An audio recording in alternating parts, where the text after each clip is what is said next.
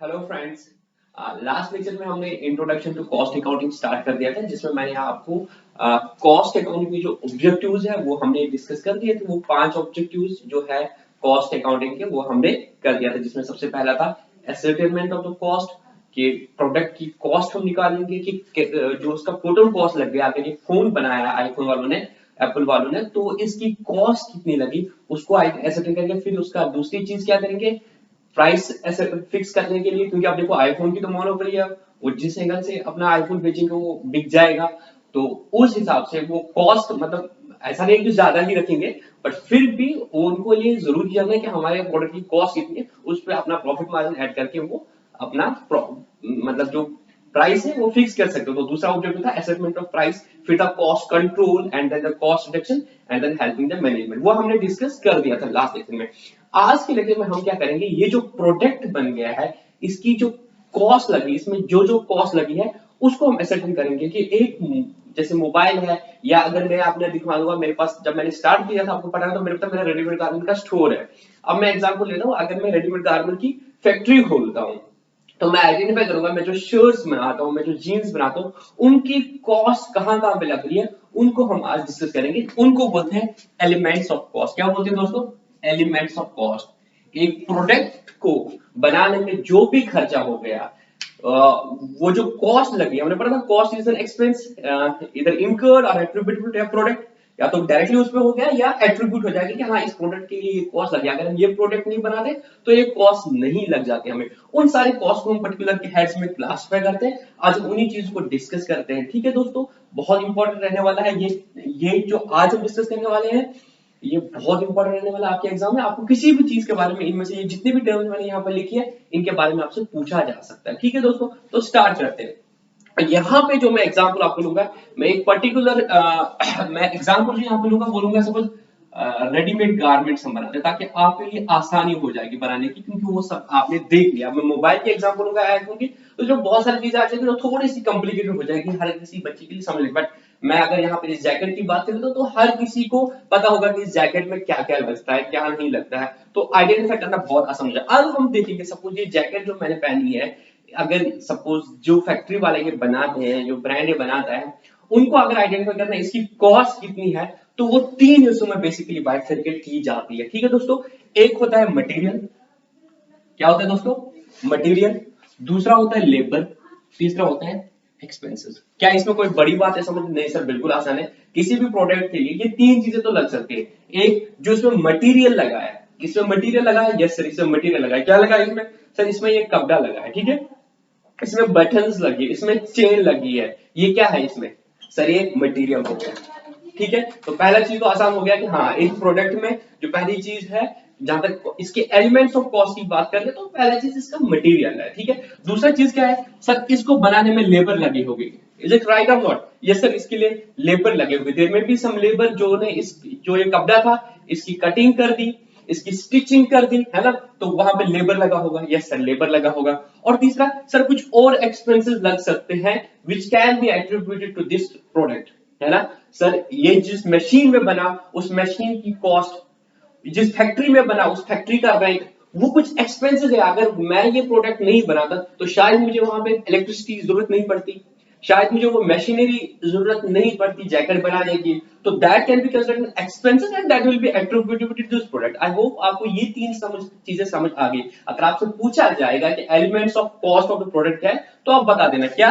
Material और labour और expensive. ठीक है दोस्तों, बहुत सिंपल है, आंसर बहुत सिंपल है। ये 3 चीजें प्रोडक्ट में लगती है। तो हम जो प्रोडक्ट की कॉस्ट एनालाइज कर लेते हैं, तो अगर हमें देखना पड़ेगा कि इसमें क्या क्या खर्चा लगा, तो इसमें लगा होगा मटेरियल, इसमें लगा होगा लेबर और इसमें लगे होंगे एक्सपेंसिव। ठीक है, फिर इस मटेरियल को हम फर्दर बाइफरकेट करते हैं मेरे दोस्तों, किसमें? डायरेक्ट मटेरियल में और इनडायरेक्ट मटेरियल में। किसमें करते हैं बाइफरकेट? सर हम इसको बाइफरकेट करते हैं डायरेक्ट मटेरियल में और इनडायरेक्ट मटेरियल में। अगर मैं डायरेक्ट मटेरियल की एग्जांपल लेता हूं, डायरेक्ट मटेरियल की एग्जांपल है, मतलब जो material directly attributable to this product है, तो आप बोल सकते हो इसमें क्या लगा है डायरेक्ट मटेरियल? सर इसमें जो एक कपड़ा लगा है। अगर मैं शर्ट की एग्जांपल लगाता हूं, जो कपड़ा लगा है इस शर्ट में या इस जैकेट में, जो क्लॉथ लगा है, अगर इसमें सपोज 1 मीटर का ये कपड़ा लगा है, तो वो कपड़ा क्या है? वो डायरेक्ट मटेरियल है। तो आप बोल सकते हो इसमें क्या क्या लगा, मैंने इसकी कॉस्ट निकाले, मैं देखूंगा इसमें कितना कपड़ा लगा है, इसमें कितना कपड़ा लगा, सपोज 1 मीटर कपड़ा लगा इसमें, और उस 1 मीटर की कॉस्ट मुझे पता होगी कि वो कितने में खरीदा होगा। हाँ सर, तो इसको बोलते हैं डायरेक्ट मटेरियल। और क्या हो सकता है सर, इनडायरेक्ट मटेरियल लग सकता है, मतलब लगा तो है इसमें बट डायरेक्टली एट्रीब्यूटेबल नहीं है, क्योंकि वो खर्चा किसी और में भी लगा होगा। जैसे मैं जैकेट्स बोल रहा हूं, अगर मैं जैकेट्स बना रहा हूं या मैं शर्ट्स बना रहा हूं फॉर द टाइम बिंग, तो मैंने क्या लाया, कपड़े का लाया, सपोज 100 मीटर लाया मैंने कपड़ा और उसको डाल दिया फैक्ट्री में, ठीक है, बोला कि यार इससे शर्ट्स बनानी है अब लोगों ने, तो वो शर्ट्स बनाएंगे, सपोज उससे 100 मीटर कपड़े से 70 शर्ट्स बन गए सपोज, ठीक है, 70 शर्ट्स से 60 शर्ट्स बन गए। तो आप बोलोगे इन 60 शर्ट्स के लिए जो वो 100 मीटर का कपड़ा लगा that is directly attributable to this, क्योंकि आपको पता है उन्हीं कपड़े से आपने वो शर्ट्स बना दिए, तो वो हो गया डायरेक्ट मटेरियल, ठीक है। बट उसमें कुछ इनडायरेक्ट मटेरियल भी लगता है नहीं लगता है? हाँ सर, क्या लगता है इनडायरेक्ट मटेरियल? सर थ्रेड जो लगता है, आपने अब थ्रेड तो लाया है, अब थ्रेड तो आप पूरा फैक्ट्री के लिए लगाओगे, क्योंकि वहां पे बाकी चीजें भी, बाकी टाइप की शर्ट्स भी बनती है सब, तो आपने तो जो थ्रेड आपने लाया वो तो पूरा लाया है ना आपने थ्रेड, तो उसमें से आप आइडेंटिफाई नहीं कर सकते इन शर्ट्स में कितना थ्रेड लगा है। इन 60 शर्ट्स में आप कपड़ा तो आइडेंटिफाई करोगे, हाँ ये 100 मीटर का कपड़ा लगा है, कुछ वेस्टेज हो गया that is separate thing, but बाकी जो है कपड़ा इसी में लग गया। बट जहां तक थ्रेड की बात है, आपने बोलोगे इसमें कितना थ्रेड लगा, तो but thread the cost is attributed to this product, उसको बोलते हैं इनडायरेक्ट मटेरियल। या आपने जो मशीन्स है, जो स्टिचिंग मशीन्स है, उनमें जो कंज्यूमेबल, उनमें जो कंज्यूमेबल्स डलते उसमें कंज्यूमेबल्स नहीं डलते, वो ल्यूब्रिकेंट्स जो डलते हैं, उन मशीनरी में जो ल्यूब्रिकेंट डलते हैं, वो भी तो हमने, अगर आपको याद होगा इन्वेंटरी वाला लेक्चर जो हमने पढ़ा था, उसमें हमने पता इन्वेंटरी में वो कंज्यूमेबल्स, रॉ मटेरियल्स में सारी चीजें आ जाती है ना, तो वो भी तो मटेरियल है। वो जो lubricants आपको लगते हैं मशीनरी में, वो भी तो मटेरियल है ना, that's a material and that is an indirect material. I hope आपको ये समझ आ गया कि एक प्रोडक्ट में की कॉस्ट में एक, अब जरूरी है कि वो कंज्यूमेबल यहाँ पे दिखेगा कहीं पे, थ्रेड तो दिख जाएगा, that's an indirect material, but other consumable जो खत्म हो जाते हैं, बट उनको प्रोडक्ट बनाने के लिए जरूरी इस्तेमाल है। अगर आप प्रोडक्ट नहीं बनाते, आपको मशीन में वो लुब्रिकेंट नहीं डालना पड़ता, and lubricant in itself is an material and that is an indirect material. I hope आपको मटेरियल में डायरेक्ट मटेरियल और इनडायरेक्ट मटेरियल समझ आया, ठीक है। हाँ सर, ये तो हमें समझ आ गया डायरेक्ट मटेरियल और इनडायरेक्ट मटेरियल। अब आ जाएंगे हम जहां तक लेबर की बात है, इसी तरीके से इसको बनाने में, इस प्रोजेक्ट को बनाने में आपको लेबर लगेगी, डांसर यस सर लेबर तो लगेगी। अब आपका उधर सपोज अब एक मतलब ट्रेडिशनल का इसकी बात अगर करेंगे हम टेलर शॉप की, वहां पे बाजार में 5-6 मजदूर होंगे, मतलब ये होंगे जो स्टिचिंग करते होंगे, तो वो इन कपड़ों की स्टिचिंग करते होंगे। और फैक्ट्री में हो सकता है it may be in a different way, but still there will be the people only who will be doing the stitching, there will be people only who will be doing the cutting and all the activities which are involved in making this shirt, ठीक है।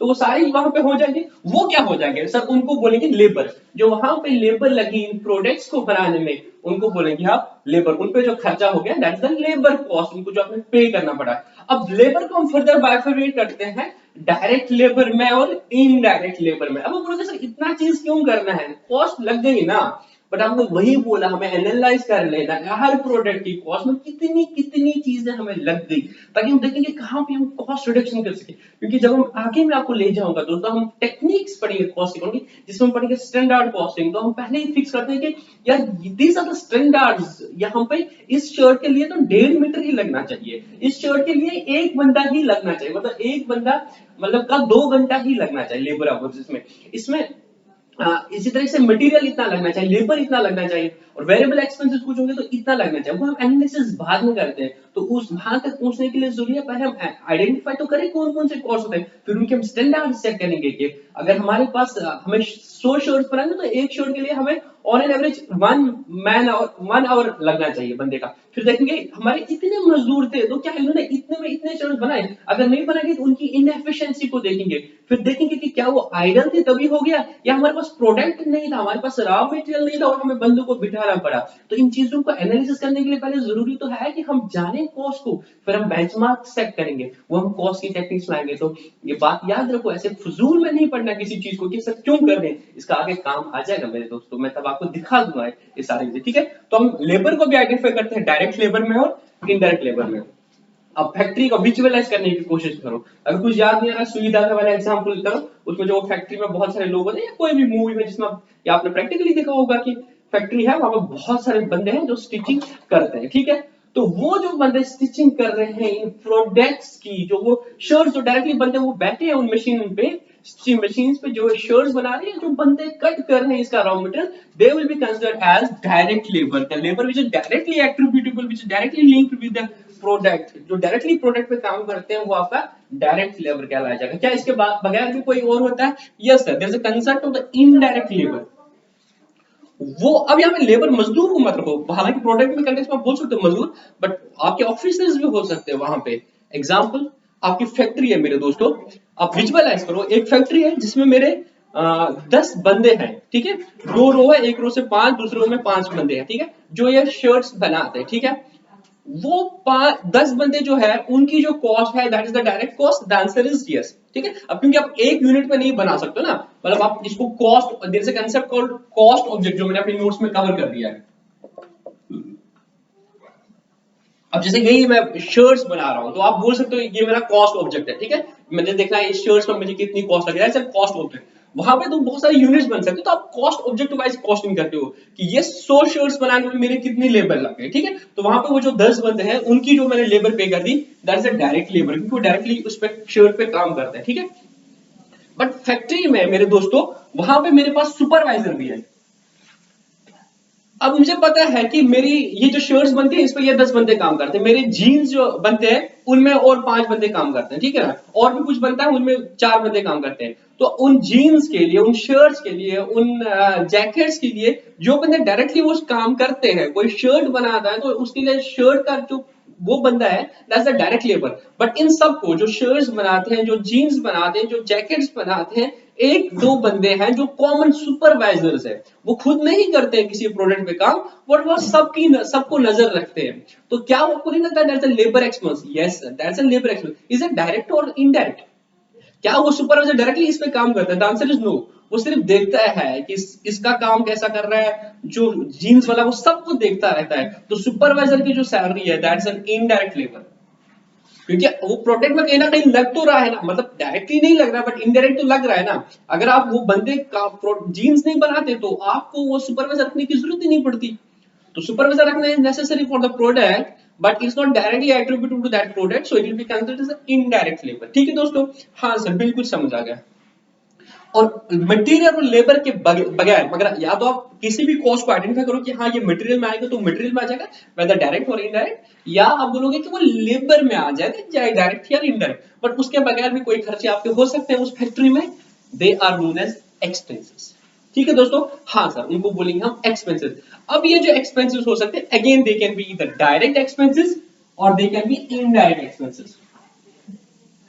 वो बोलोगे sir ये confuse हो रहे हैं, क्योंकि material is in itself an expense, labour is in itself an expense, expense तो खर्चा होता है। तो बोलो दोस्तों बिल्कुल ठीक है।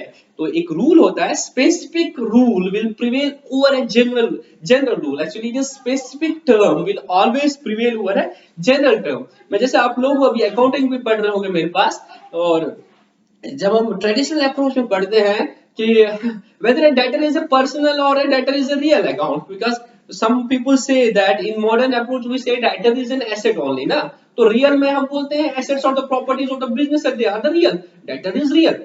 वहां पे आपको बोलता है हम एक्सेप्ट फॉर द डेटर्स करते हैं, जब हम रियल पढ़ते हैं हम except for assets of the business, except for the debtors and the personal nature. क्यों? पर्सनल के लिए ट्रेडिशन में अलग से एक अप्रोच है, that is the personal classification personal.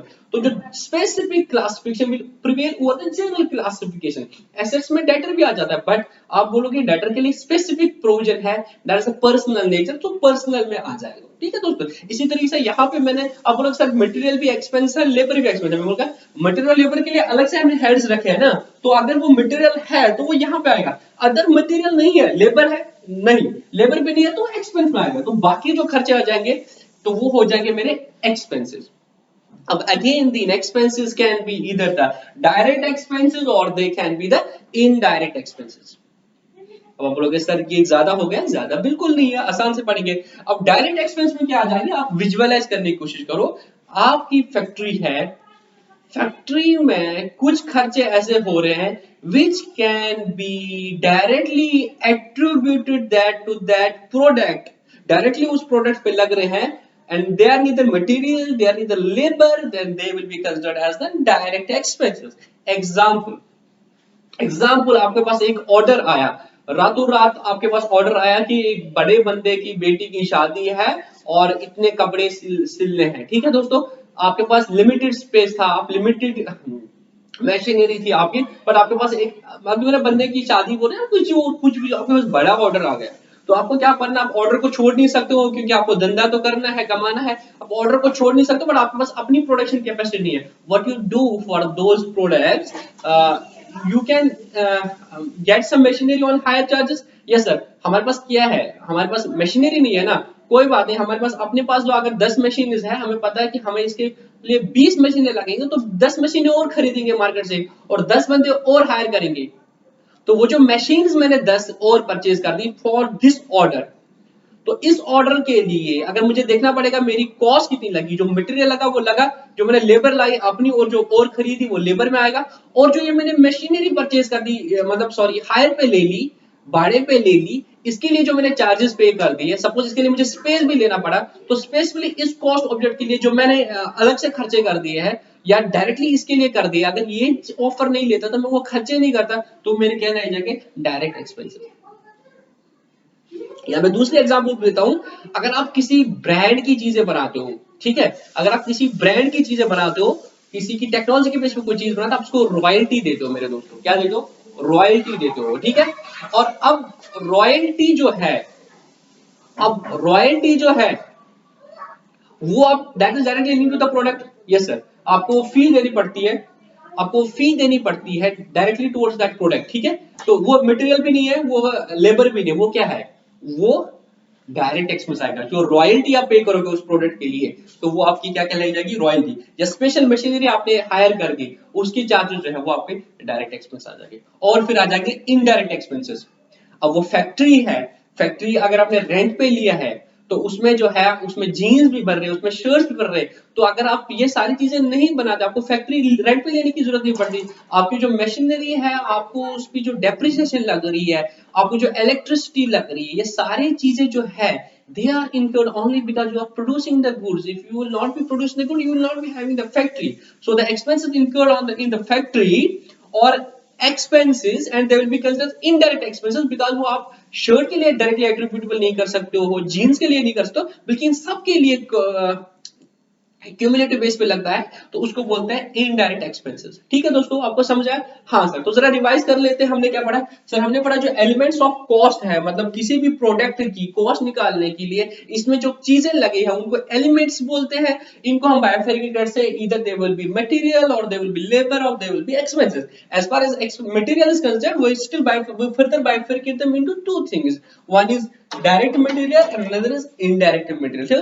जो डायरेक्टली उस प्रोडक्ट में लगा वो डायरेक्ट मटेरियल होगा, जो लग गया बट आप आइडेंटिफाई नहीं कर सकते इसमें कितना लगा, दूसरे में कितना लगा, उसको हम इनडायरेक्ट मटेरियल लगाते हैं, बोलते हैं। ठीक है, इसी तरह से लेबर में आप बोलोगे जो डायरेक्टली लग गई वो डायरेक्ट लेबर हो गई, जो इनडायरेक्टली लगी बहुत सारे प्रोडक्ट्स पे of different cost objects, उनको बोलेंगे हम indirect labor। इसी तरीके से expenses की बात जहां तक है, they can be direct expenses and they can be indirect expenses। ठीक है दोस्तों, हाँ सर बिल्कुल समझ आ गया। ठीक है, अब मैं आपको यहां तक बात बताता हूं, अब फर्दर हम इनका क्या कैसे करते हैं। हम बोलते हैं मेरे दोस्तों, हम बोलते हैं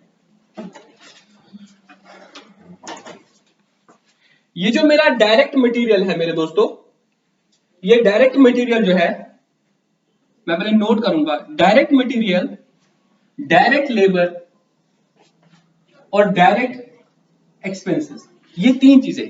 डायरेक्ट मटेरियल जो इसमें लगा, डायरेक्ट लेबर जो इसमें लगा, जो डायरेक्ट एक्सपेंसेस जो लगे, ठीक है, इनको क्या बोलेंगे हम, इनको क्या बोलेंगे मेरे दोस्तों। सपोज मैं किसी ब्रांड का ले रहा हूं और मैं उनको रॉयल्टी पे कर रहा हूं कि मैं आपके ब्रांड यूज करूंगा तो आपको रॉयल्टी दूंगा, तो इसके लिए जो मुझे रॉयल्टी देनी पड़ी इस एक जैकेट बनाने के लिए, सपोज मुझे 100 रुपए की जिस भी ब्रांड का है उनको अगर मुझे 100 रुपए देना पड़ा रॉयल्टी, तो that will be considered direct expenses. ठीक है, और लेबर जो इसमें लगे, सपोज इसमें 2 मैन आवर्स लगे, तो that will be the direct labour, और इसमें जो 1 मीटर का कपड़ा लगा suppose, that will be the direct material. इन तीनों को जब हम ऐड कर लेते हैं, इन तीनों जो हम ऐड करते हैं उसको बोलते हैं हम प्राइम कॉस्ट। क्या बोलते हैं दोस्तों, प्राइम कॉस्ट। या आगे काम आ जाएगा जब हम कॉस्ट शीट पढ़ेंगे, वहां पे ये चीज काम आ जाएगी हमें दोस्तों, ठीक है। तो हम बोलते हैं, मैं यहां पे लिखता हूं दोस्तों, ये सब आपको अपने मेरी नोट्स में मिल जाएगा। Direct material plus direct labour plus direct expenses is equal to, बोलो क्या बोलते हैं दोस्तों, प्राइम कॉस्ट। क्या बोलते हैं, प्राइम कॉस्ट। समझ आया यहां तक? हाँ सर, डायरेक्ट लेबर जो लगी, जो डायरेक्ट लेबर लगा और जो डायरेक्ट एक्सपेंस लगा, वो टोटल बनता है एक प्रोडक्ट का प्राइम कॉस्ट, ठीक है। उसके बाद क्या बचा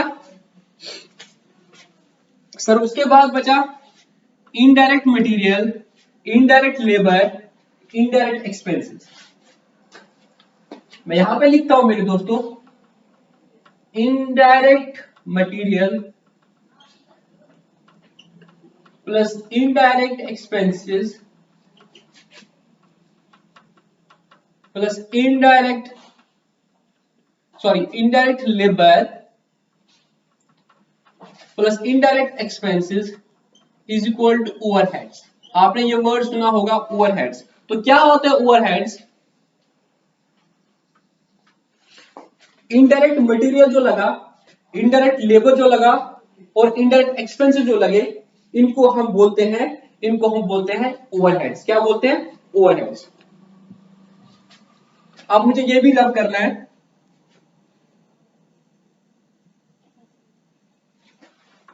मैं यहां इसको रब कर लेता हूं।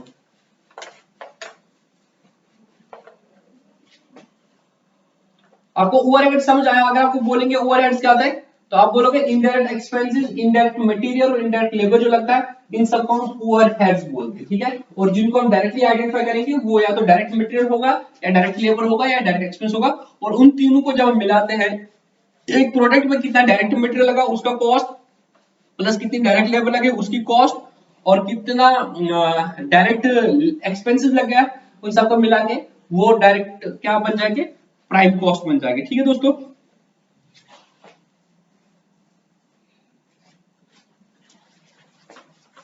अब ये जो ओवरहेड्स होते हैं मेरे दोस्तों, इनको हम फर्दर अगर बाइफरकेट करेंगे कि ओवरहेड्स कहां कहां पे लगते हैं, तो चार्ट कुछ इस तरह से बनता है दोस्तों। समझ आया यहां तक? हाँ सर बिल्कुल समझ। मैं अभी आपको एक टोटल एक कॉस्ट की ना, एक प्रोडक्ट की कॉस्ट भी अभी बना के देता हूं आपको, ठीक है। इन सबको हम डिस्कस करेंगे, आप टेंशन नहीं लेना। मैं यहाँ पे ओवरहेड्स को बोलता हूँ आपको कि ओवरहेड्स किस तरह से होते हैं। आपको समझ आ रहा है कि इनडायरेक्ट कॉस्ट है, overheads are the indirect cost, ठीक है। फिर मैं आपको बता दूंगा कि एब्जॉर्प्शन कॉस्टिंग में हम कैसे इन ओवरहेड्स को, मतलब आप बोलोगे कि सर हमें कैसे पता चलेगा कितना थ्रेड लगा, हमें कैसे पता चलेगा कितना इनडायरेक्ट लेबर लगा। मतलब वो तो ठीक है, टोटल इनडायरेक्ट लेबर तो मुझे पता चल गया इतना लग गया, सुपरवाइजर्स की टोटल सैलरी आपने इतनी दी थी मंथ में। तो इन प्रोडक्ट्स को कैसे करते हैं, हम एब्जॉर्प्शन रेट्स लगाते हैं कि किस रेट से हम लगा देंगे ओवरहेड्स इन प्रोडक्ट्स पे। उसमें फिर आता है activity based costing, absorption costing, वो हम पढ़ेंगे जब मैं टेक्निक्स में आ जाऊंगा, मैं आपको उधर बोल दूंगा ये सारी चीजें, ठीक है दोस्तों। तो ये तो डायरेक्टली पता चल जाएगा, बट ये कैसे लगेंगे, तो हमारे पास एक्टिविटी बेस्ड कॉस्टिंग करते हैं या एब्जॉर्प्शन कॉस्टिंग करते हैं। ओवरहेड्स के लिए अलग से पूरा होता है कि how to apportion, how to allocate these overheads. These expenses are easily allocatable to the project, but these are not easily allocatable. How we allocate them? We have the techniques for that when we go to the techniques of the cost accounting, ठीक है। तो इन overheads को जब हम further bifurcate करते हैं, तो हम बोलते हैं कि overheads होते हैं जो भी हमारे बाकी खर्चे होते हैं ना। अगर मैं आपको याद करूं मेरे दोस्तों, जब हम प्रॉफिट एंड लॉस बनाते थे ना, ट्रेडिंग अकाउंट प्रॉफिट, वहां पे हम बोलते थे expenses can be direct expenses या direct expenses can be indirect expenses, यही बोलते थे। हाँ, तो हम बोलते हैं डायरेक्ट एक्सपेंसेस जाएंगे ट्रेडिंग में और इनडायरेक्ट जाएंगे पीएनएल में, तो वो भी बाइफरकेट करते थे। द ऑल द वहां पे डायरेक्ट एक्सपेंस की क्या डेफिनेशन होता है, all the cost which can be attributable to the product are known as the direct expenses and all the cost which can not be attributed to the product are called as indirect expenses, ठीक है दोस्तों। तो यहाँ पे हम बोलते हैं factory overhead हो सकता है हमारा, या इसको हम बोलते हैं प्रोडक्शन ओवरहेड। क्या बोलते हैं, जो प्रोडक्शन में आपके लगे, जो फैक्ट्री में आपके इनडायरेक्ट एक्सपेंस लगे, फैक्ट्री का रेंट हो गया, फैक्ट्री में मशीनरी है उसकी डेप्रिसिएशन होगी, फैक्ट्री का जो इलेक्ट्रिसिटी बिल आया, that is known as factory and production overhead. उसके बाद क्या हो सकता है, आपके पास ऑफिस है, office and administration overhead. Office and administration overhead, ये जो फैक्ट्री है, आपकी फैक्ट्री की जो चार दीवारी है उसमें जो खर्चे लगे that are directly attributable to those products, so they are become part of factory overhead and the factory production overhead. उसके बाद आपके पास ऑफिस है, आपके पास ऑफिस में मैनेजर्स देखते हैं क्या वो प्रोडक्ट्स में डायरेक्टली है, द आंसर इज नो, उनका प्रोडक्ट्स के साथ कोई नहीं रहता, वो ऑफिस में काम करते हैं, तो वो कहां पे आ गए, वो भी तो एक्सपेंसेस है बिजनेस के, वो भी तो एक्सपेंस है, वो आते हैं office and admin overhead, but ये कॉस्ट ऑफ प्रोडक्ट में डायरेक्टली इंक्लूड नहीं होते हैं। बट ये ऑफिस एंड एडमिन के जो खर्चे होते हैं उनको बोलते हैं ऑफिस एंड एडमिन ओवरहेड। उसके बाद फिर क्या आता है, आपका सेल्स डिपार्टमेंट है, तो वहां पे खर्चे होते हैं, उनको बोलते हैं sales and distribution, selling and distribution. Suppose आपका कहीं पर शोरूम है, तो शोरूम तक ले जाने के लिए आपके जो खर्चे हो गए, एडवर्टीजमेंट खर्चे जो आपके हो गए, वो क्या है आपके, वो है आपके सेलिंग एंड डिस्ट्रीब्यूशन ओवरहेड। ये कॉस्ट ऑफ द प्रोडक्ट में नहीं जाते ना, ये जाते हैं कॉस्ट ऑफ प्रोडक्ट में, ये कॉस्ट ऑफ प्रोडक्ट में नहीं जाते मेरे दोस्तों, बट खर्चे तो है बिजनेस के, तो बिजनेस के खर्चे में एक तो ये जाते हैं प्राइम कॉस्ट, और जो फैक्ट्री ओवरहेड आते हैं ये जाते हैं। बट समझाने के लिए पूरा बिजनेस की, अगर आप, मैंने आपको बोला ना, हम पूरा फाइनेंशियल अकाउंटिंग में we are concerned more of the profits कितना है, तो हमने फॉर्मेट बनाया था, ये ट्रेडिंग अकाउंट है, यहाँ से जीपी आएगा, उसको पीएनएल में लेके वहां से एक्सपेंसेस लेस करेंगे, इंडायरेक्ट एक्सपेंस लेस करेंगे, हमें प्रॉफिट आएगा, प्रॉफिट को बैलेंस शीट में लेंगे। यहाँ पे हमारा अप्रोच डिफरेंट रहेगा, जब हम कॉस्ट शीट बनाएंगे वहां पे बोलेंगे हम, मैं अभी थोड़ा सा जस्ट बनाता हूँ कॉस्ट ऑफ प्रोडक्ट के लिए, थोड़ा सा हल्का दूंगा आपको कि कैसे हम कॉस्ट, टोटल कॉस्ट निकालते हैं बिजनेस की, ताकि हमें एक एनालिसिस मिल जाए हमारा खर्चा कहाँ कहाँ पे हो जाता है। ठीक है दोस्तों, तो अब यहाँ पर मैंने आपको ओवरहेड्स के बारे में बोलता है कि ओवरहेड्स या तो फैक्ट्री ओवरहेड हो सकते हैं, मतलब जो फैक्ट्री में लगे, फैक्ट्री की चार दीवारी में डायरेक्टली एट्रीब्यूट होता है factory, there is factory overhead. और फिर ऑफिस एंड एडमिनिस्ट्रेशन, जो आपका बाकी ऑफिस एंड एडमिनिस्ट्रेशन है, वहां पे जो आपके बंदे हैं वो ऑफिस एडमिनिस्ट्रेशन आ गए, और फिर selling and distribution, sales team, उनके सारे खर्चे वो सेलिंग एंड डिस्ट्रीब्यूशन, इन सबको मिला को तो आपका फिर कॉस्ट ऑफ सेल्स आ जाएगा। ठीक है, अब मैं यहाँ पे एक फॉर्मेट बना दूंगा तो थोड़ा आपको वो लिंकेज हो जाएगा। ठीक है दोस्तों,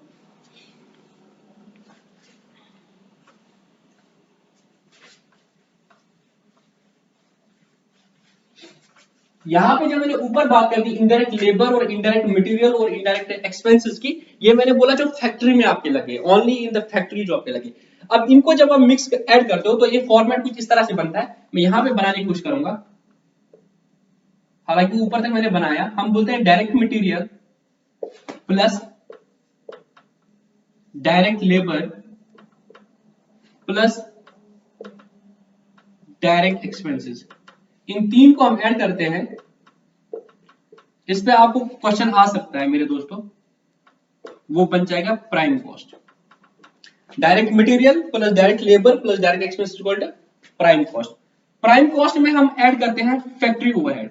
क्या आता है, फैक्ट्री ओवरहेड, तो उसमें क्या आ जाएगा, indirect material plus indirect labour plus indirect expenses. ठीक है, ये हमारा आएगा फैक्ट्री कॉस्ट।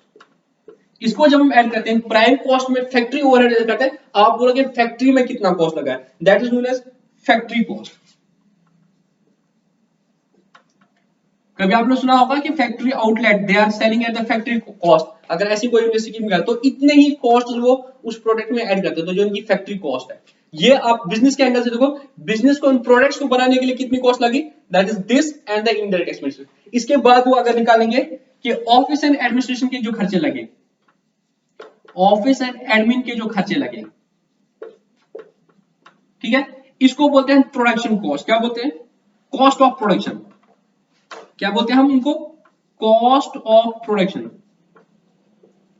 पर यहां पे आपको बताऊंगा फैक्ट्री कॉस्ट, जो कॉस्ट ऑफ प्रोडक्शन वो इतना ही जाता है, ये टोटल प्रोडक्शन में आपको खर्चा लगा, क्योंकि अगर आपके पास ये सारे आप मैन्युफैक्चरिंग कंसर्न हो तो आपके ऑफिस के खर्चे भी नहीं होते, तो दे कैन बी मतलब considered as part of the total cost. ठीक है, total cost of the production, तो इनको बोलते हैं कॉस्ट ऑफ प्रोडक्शन। क्या, फैक्ट्री कॉस्ट को जब हम office and admin cost add करते हैं, तो ऑफिस में कितने खर्चे लगे, एडमिन में कितने खर्चे लगे, ऑफिस का रेंट, ऑफिसर्स की, ऑफिस में जो बंदे हैं उनकी सैलरी, तो वो आपका बन के जाता है कॉस्ट ऑफ प्रोडक्शन।